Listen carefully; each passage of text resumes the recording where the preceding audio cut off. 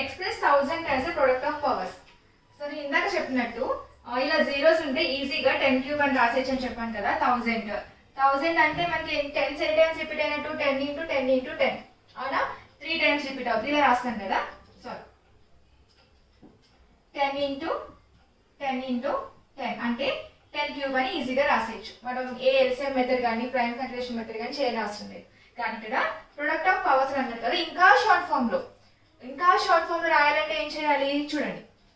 And కూడా ఇలా zeros ఉన్నప్పుడు ఏం చెప్పాను, ఎన్ని జీరోస్ ఉంటే కౌంట్ చూసుకొని బేస్ 10 పెట్టుకొని మనం పవర్ రాసేయచ్చు కదా. సో ఇంకా షార్ట్ ఫామ్ లో రాయాలంటే మనకి ఏం తెలుసు, ఈ 1000 ని 10 × 10 × 10 అని రాయొచ్చు అని తెలుసు. ఓకే, అండ్ ఈ 10 కి ఫ్యాక్టర్స్ ఏముంటాయి, 5 × 2 అని రాయొచ్చు కదా. అండ్ అన్ని టెన్స్ కి మనం 5 × 2 అని రాయొచ్చు కదా, 5 × 2 కదా. సో ఇప్పుడు మనకి 5 ఎన్ని టైమ్స్ రిపీట్ అవుతుంది, 1 2 3 సేమ్ బేస్ 5 టైమ్స్ రిపీట్ అవుతుంది కాబట్టి 5 క్యూబ్ అని రాయొచ్చు నేను. ఇంటూ 2 ఎన్ని టైమ్స్ రిపీట్ అవుతుంది, 1 2 3. ఓకే, సో ఈ 2 ఎన్ని టైమ్స్ రాయొచ్చు నేను, 2 క్యూబ్ అని రాయొచ్చు, 3 టైమ్స్ రిపీట్ అవుతుంది కాబట్టి. ఓకే, ఇంకా షార్ట్ ఫామ్ లో ఇదే ప్రొడక్ట్ ఆఫ్ పవర్స్ అని అర్థం. ఓకే, సపోజ్ ఇంకొక సమ్ ఇలా 16,000 ఇలా ఉంది. ఓకే, 16,000 ఉంది. దీన్ని నేను షార్ట్ ఫామ్ లో రాయాలి with product of powers. Short form లో రాసేయాలి. దీన్ని నేను ఇలా కూడా రాయొచ్చు, 16 × 10 క్యూబ్ అని రాయొచ్చు. ఓకే, సో ఇంకా షార్ట్ ఫామ్ లో రాయాలంటే ఈ 16 కూడా నేను పవర్స్ లో మెన్షన్ చేయొచ్చు కదా. ఎలాగా, 16 కి పవర్స్ ఏమవుతుంది, ఎల్సిఎం ఫైండ్ అవుట్ చేస్తే 2 8 16, 2 4 8, 2 2 4.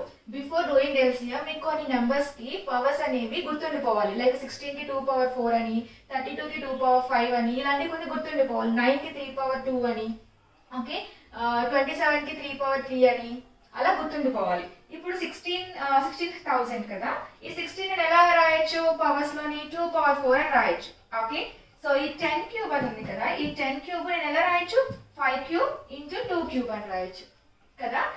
దానికన్నా ముందు ఇక్కడ చూడండి, ఇది 2 × 2 × 2 × 2 అని వస్తుంది కదా. సారీ, ఇక్కడ 10 క్యూబ్ నేను ఎలా రాయొచ్చు, 5 అంటే 3 5s అవునా, 3 5s రిపీట్ అవుతాయి అండ్ మళ్ళీ 3 2s మల్టిప్లికేషన్ లో రిపీట్ అవుతుంది కదా. సో దీని మొత్తాన్ని ఇప్పుడు నేను షార్ట్ ఫామ్ లో రాయాలి. ఎలా రాయాలి, 2 పవర్ ఎన్ని ఉన్నాయి 2s మనకి ఇప్పుడు 6 7 అంటే 2 పవర్ 7 × 5 క్యూబ్. ఓకే, 16,000 కి షార్ట్ ఫామ్ ఏమవుతుంది, 2 పవర్ 7 × 5 క్యూబ్. ఎప్పుడు ప్రొడక్ట్ ఆఫ్ పవర్స్ లో మెన్షన్ చేయమన్నప్పుడు ఇలా మెన్షన్ చేయాలి. ఓకేనా. అండ్ ఎందుకు ఇలా రాయకూడదు, నేను ఇది తెలవాలి 2 పవర్ 4 అని తెలుసు, 2 పవర్ 4 × 2 క్యూబ్ × 5 క్యూబ్ అని రాయొచ్చు కదా. రాయొచ్చు, దానికి కొన్ని లాస్ ఉన్నాయి. అవి ఎక్స్ప్లెయిన్ చేసిన తర్వాత మీకు ఎలాగా ఈజీగా ఇలా అస్తమానం మల్టిప్లికేషన్ ఫామ్ రాయకుండా ఈజీగా ఎలాగా సాల్వ్ లైక్ ఎలా సింప్లిఫై చేయాలో నేను చెప్తాను. ఓకేనా.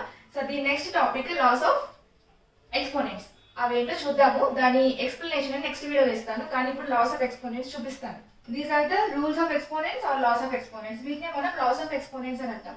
అసలు ఇవి ఎలా అప్లై చేయాలి సమ్స్ లో అనేవి నేను నెక్స్ట్ వీడియో అప్లోడ్ చేస్తాను. బిఫోర్ దట్ లాస్ ఏమైనా చూడండి, మల్టిప్లికేషన్ ఆఫ్ రూల్. ఇది మల్టిప్లికేషన్ ఆఫ్ రూల్ అంటే 2 బేసెస్ సేమ్ ఉండి పవర్స్ డిఫరెంట్ గా ఉంటే ఏం చేయాలి. డివిజన్ రూల్, బేసెస్ సేమ్ గా ఉన్నాయి పవర్స్ డిఫరెంట్ గా ఉన్నాయి. ఈ a అనేది బేస్, x అండ్ y అనేది పవర్స్ మాట. ఓకే, అండ్ ఈ power of power rule, power of fraction rule, power of product rule, zero exponent, negative exponent and fraction exponent. Okay, so ఇవన్నిటికి చూసారా, కొన్నిటికి సేమ్ బేసెస్ ఉన్నాయి, డిఫరెంట్ పవర్స్ ఉన్నాయి, కొన్నిటికి different bases and same powers ఉన్నాయి.